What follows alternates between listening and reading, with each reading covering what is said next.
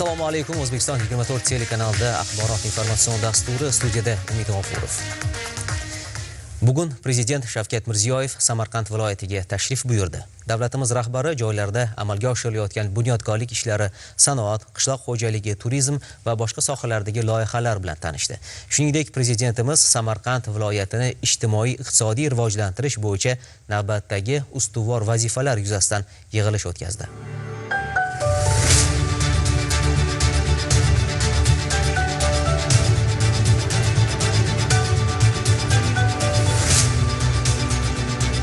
Samarqand viloyatining Narpay tumanida tashkil etilgan zamonaviy gidroponika issiqxonasi nafaqat hudud, balki butun mamlakat agrosanoati uchun namunaviy loyihalardan biri sifatida e'tiborini tortmoqda. Bu yerda qulupnay yetishtirish oddiy dehqonchilik emas, balki texnologiya, investitsiya va brendlashuv uyg'unligiga aylangan. Prezidentimiz mazkur issiqxona faoliyati bilan tanishar ekan, bu yerda joriy etilgan innovatsion yondashuvlar, ayniqsa gidroponika texnologiyasi orqali kam resursdan yuqori samara olinayotganini yuqori baholadi. Narpay qulupnay korxonasi tomonidan amalga oshirilayotgan mazkur loyiha zamonaviy qishloq xo'jaligining amaliy namuna sifatida alohida e'tiborga loyiq. Qiymati $650 ming investitsiya hisobiga gidroponika usulida barpo etilgan issiqxona nafaqat texnologik yangilik, balki yer va suv resurslaridan samarali foydalanishning ilg'or yechimi hamdir. Loyiha doirasida 1 gektar maydon o'zlashtirilib, uning 1000 kvadrat metrda yuqori texnologiyali, iqlim nazoratiga ega zamonaviy issiqxona barpo etildi. Bu yerda tuproqsiz ozuqa eritmalari orqali yetishtirish yo'lga qo'yilgani tufayli hosildorlik va mahsulot sifati an'anaviy usullarga nisbatan ancha yuqori. Natijada yillik 50 tonna qulupnay yetishtirish quvvati shakllantirildi. Eng muhimi, mazkur tashabbus ijtimoiy jihatdan ham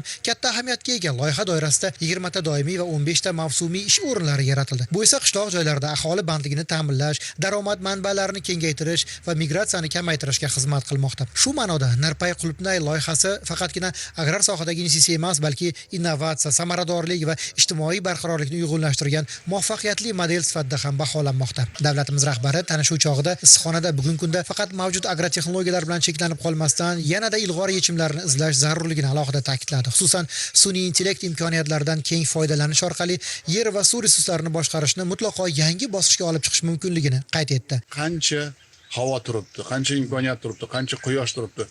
Koreya bilan havoni O'zbekistondagi tenglab bo'lmaydi. Bizda quyosh nurli, juda katta ta'siri kuchli. Biz Narpay texnologiyasi deb aytsak-da, mana shuni joriy qilishga shunday qilish kerakki, bu o'zi bosh bo'lib, o'zi holding bo'lib, uylarga buni kirgizib berib, mahsulotni sotib olib, sotakon tashkilot bo'lish kerak. Bo'ladi. Ikkinchidan, xonadonda buni bir etaj ko'paytirish osonroq. Men xursandman, bundaqa texnologiya bizda kamdan kam, lekin buni amaliyotda joriy qilish bo'yicha Narpay texnologiyasini biz hali ichki imkoniyatdan 10% foydalanyapmiz-da. Bugun ichki imkoniyatdan foydalanib o'zimiz shuni amaliyotga joriy qilmasak, kutib o'tiraveramiz. Shunaqa. Olma pish, og'zimga tush. Men Narpayga nima uchun kelyapman? Mana bugun hamma bizni eshitib turibdi. Tayloq bilan Narpayning daromadi qanday? 2 barobar kam. Endi buni birlashtirish kerak. Shuning uchun bugun biz adolatli qaror qabul qilishimiz kerak. Buni o'zini holding qilishimiz kerak. Kim tasavvur qilganki, Narpayda shunday proyekt qilsa bo'lar ekan deb. Tadbirkorga imkon yaratganimiz bilan har bir odamni o'zini Xudo bergan imkoniyatidan foydalanib mana shu narsa bo'lgan. Har safar o'zimni qiynayman. Nimaga teplitsa 3 etaj emas? Mana shu teplitsa Emiratda 4 etaj. Xuddi shu turgani 4 etaj. Tepasiga ham qilgan, men o'zim kirib ko'rganman, o'rganganman. Daromadi 1 gektardan. $4 million. 100% Narpay ishsizlik, kambag'alchilik yoshlarni jilovlab olsa, nima taklif bersaling qilaman deyapman. Shuni qilsa bo'ladimi Samarqand? Bo'ladi, hurmat prezident. Kelgancha poyezdda gaplashib keldik. Bizda eng katta tashvishimiz shudgor qilish edi, paxtani kultivatsiya qilish edi men ishlagan paytimda. Salarka yo'q edi, shina yo'q edi, o'g'it yo'q edi. Hozir hamma narsa bor-ku narsalar. U yerlarda ma'rufga o'xshagan ballarga bersak, darrovgina hosilimizga hosil, pulimizga pul qo'shiladi, odamlar rozi bo'ladi. Kelgusida gidroponika kabi zamonaviy texnologiyalarni sun'iy intellekt bilan integratsiya qilish, agrar sohada raqamli yechimlarni keng joriy etish va ilmiy yondashuvni kuchaytirish muhim vazifa sifatida belgilab berildi. Bu esa Narpayda boshlangan ilg'or tajribalarni yanada boyitish, ularni yangi bosqichga olib chiqish va mamlakat qishloq xo'jaligini yuqori texnologiyali, raqobatbardosh tizimga aylantirish yo'lida muhim qadam bo'lib xizmat qiladi. Davlatimiz rahbari ushbu ilg'or tajribani kengaytirish masalasiga alohida to'xtalib, uni faqatgina yirik loyihalar doirasida emas, balki har bir xonadon darajasigacha olib kirish zarurligini ta'kidladi. Zero gidroponika kabi zamonaviy usullar faqat qulupnaychilik emas, balki sabzavotchilik, ko'chatchilik va qishloq xo'jaligining boshqa ko'plab yo'nalishlarida ham yuqori samara berishi mumkin. Shu nuqtai nazardan mutasaddilar oldiga aniq vazifalar qo'yildi. Mahalla bankirlari va sohaviy agentlar bunday loyihalarni chuqur o'rganib, ularni zamonaviy yondashuvlar, jumladan sun'iy intellekt asosida tahlil qilishi kerak.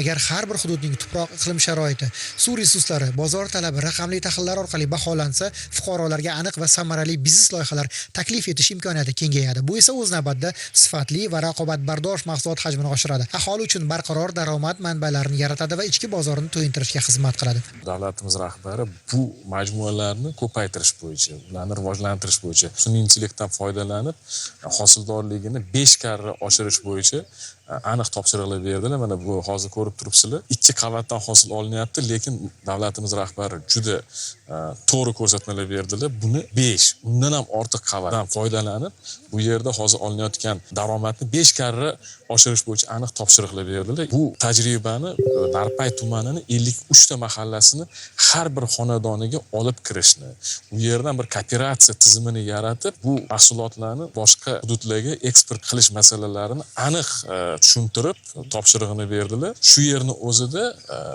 qaysi manbadan qilinadi bu ishlar, kim qiladi, qanaqa amalga oshiriladi, hammasini yechib nuqta verguligacha to'g'ri tushuntirib topshiriqlarni berib ketdilar. Alohida ta'kidlab o'tdilar, qishloq xo'jaligida sun'iy intellektdan foydalanish bo'yicha nafaqat bu qulupnaychilikda, balki bog'dorchilikda, uzumchilik, parrandachilik va boshqa qishloq xo'jaligining hamma sohasida agar sun'iy intellektga to'g'ri vazifalarni qo'yib, agar sun'iy intellekt bilan ishlanadigan bo'lsa, biz bu yerdan olinadigan daromadni karra-karrasiga oshirishimiz mumkinligini misolni keltirib tushuntirib berib o'tib ketdilar. Bu bo'yicha hozir Narpay tajribasi asosida strategiya yaratilib, nafaqat Samarqand viloyati, balki butun respublikamiz hududlariga buni namuna qilib ishlar amalga oshiriladi. Xulosa qilib aytganda, mazkur yondashuv zamonaviy texnologiya, ilm va tadbirkorlikni uyg'unlashtirgan holda qishloq xo'jaligini yangi bosqichga olib chiqishga qaratilgan strategik qadamdir. Bu esa nafaqat mahsulot hajmini va sifatini oshiradi, balki qishloq aholisining farovonligini ta'minlash, hududlar iqtisodiy salohiyatini yuksaltirishda muhim omilga aylanadi. Agar ushbu rejalar to'liq amalga oshirilsa, Narpay tumani nafaqat viloyat, balki respublika miqyosida qulupnay yetishtirish markazlaridan biriga aylanishi mumkin.